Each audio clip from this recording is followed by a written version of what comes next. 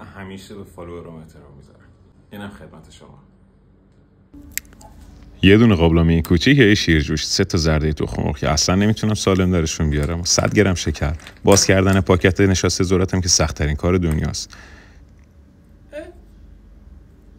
اینم که نابودش کردم و نشاسته ذرتم نصف قاشق غذاخوری. بعد از اون همش میزنیم تا به یک بافت کرمی برسیم، همونجوری که میبینید. بعد روشن شکم نصف لیوان آب پرتقالم بهش اضافه میکنیم، میذاریم روی گاز تا یه کمی خودشو بگیره. با حرارت خیلی کم خامه رو فرم میدیم.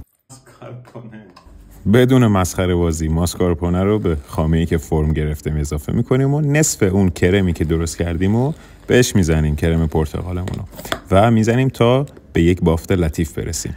لیدی فینگرایی که پست قبلی پختیم و میزنیم توی آب پرتقال و لایه لایه میچینیم مثل هر تیرامیسوی دیگه ای.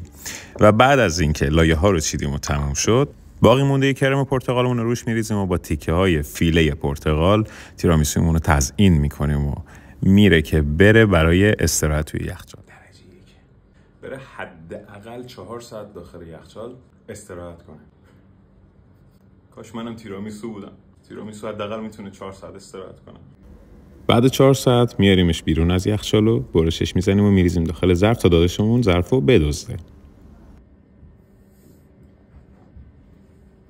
اونو که برد، ولی اصل کاری اینجاست.